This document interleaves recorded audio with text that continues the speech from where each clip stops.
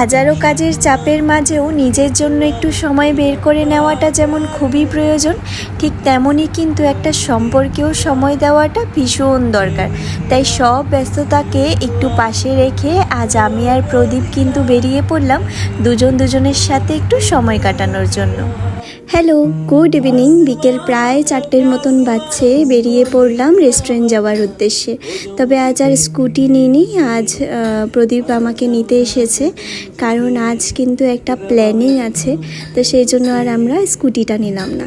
তো প্ল্যানিংটা কি, চলো আগে গিয়ে বলবো। আমি যে ভয়েস ওভারটা দিচ্ছি, ব্যাকগ্রাউন্ডে তো অনেক আওয়াজ আসছে, প্লিজ এটাকে ইগনোর করো, কারণ বাড়িতে একটু কাজ চলছে তো তার জন্য ব্যাকগ্রাউন্ডে অনেক আওয়াজ আসছিল। আসলে বহুদিন ধরেই না ভাবছিলাম যে একটু কোথায় ঘুরতে যাব বলতে একটু বাজার দিকে যাব বা রেস্টুরেন্টে যাব, তো দুজনের সাথে একটু টাইম স্পেন্ড করব, সেটা আর হয়েই উঠছিল না। স্যালাডের এই ডেকোরেশনটা দেখে সত্যি এত ভালো লেগেছে, তাই তোমাদের সাথেও শেয়ার করে নিলাম। আজ ফাঁকা পাওয়ায় সেই চান্সটা কিন্তু মিস করিনি। তো তাড়াতাড়ি তৈরি হয়েই কিন্তু দুজনে মিলেই বেরিয়ে পড়লাম বাইরে একটু ঘুরতে যাবার জন্য। কিন্তু সত্যি বলতে কি, এই দুদিন ধরে এত গরম পড়েছে, মানে সহ্য করা অসম্ভবের ব্যাপার হয়ে গেছে। যেটাই পড়ছি তাতেই ঘামাচ্ছি প্রচণ্ড পরিমাণে। তো আমাদের হঠাৎ করে প্ল্যানিং হয়েছে যে আমরা আজকে একটু ফাঁকা পেয়েছি, তার জন্য একটু ঘুরঘুর করতে যাব। তো বলতে পারো টাইম স্পেন্ড করতে যাব, তাই তো চলো। আমাদের বেরোতে একটু সময় তো লেগেই গেছে, তারপরেও হাতে যতটুকু সময় আছে সেটাকে আর নষ্ট করতে চাচ্ছি না। চলুন এবারে তাড়াতাড়ি যাই।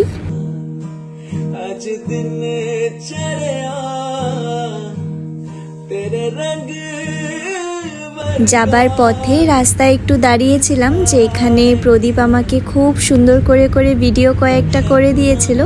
আসলে সবসময় তো ঘুরতে বের হনো হয় না, তবে আজ যখন বের হয়েছি তাই সময়টাকে কিন্তু একদম হাতছাড়া করতে চাইনি। জানো তো, স্টেশনের পাশ দিয়ে যতদিন এসেছি ততদিনই না চাইতেও কিন্তু আমি মোবাইলটা অন করে চারপাশের ভিডিও করেছি। কারণ যতবার আমি ভিডিও করেছি প্রতিবার যেন এই লাইটসগুলোর জন্য এতটা সুন্দর আর এতটা নতুনত্ব লাগে, মানে চোখ ফেরানো যায় না।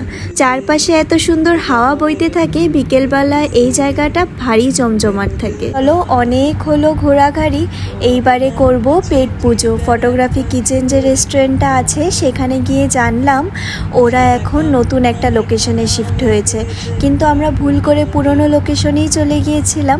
আসলে অনেক দিন পর এসেছি তো, তাই একটু উল্টোপাল্টা হয়ে গিয়েছিল সব কিছু। তারপর নতুন লোকেশনটা জেনে আমরা সেই দিকে এগোলাম। এখানে এসে দেখি এখনও রেস্টুরেন্টের অনেক কাজ বাকি আছে, আস্তে আস্তে সব কিছু সেট আপ করছে। তবে এখন থেকেই জায়গাটা কিন্তু বেশ দারুণ লাগছে। বিশেষ করে উপরে যে লাইটিংগুলো আমার এত ভালো লেগেছে যে আমি এখানে অনেকগুলো ফটো আর ভিডিও করে ফেলেছি। আর হ্যাঁ, এখন ওদের নতুন লোকেশনটা মসজিদ রোডের সামনেই রয়েছে। আমাদের দুজনেরই ভীষণ ফেভারিট একটা রেস্টুরেন্ট, তাই এত খুঁজেও শেষমেশে কিন্তু বের করেই নিলাম। এখানে আমরা স্টার্টার্স অর্ডার করেছি, প্রদীপ অর্ডার করেছে চিলি চিকেন আর আমি নিয়েছি চিলি পনির ড্রাই। এখন সেটাই মজা করে খাচ্ছি।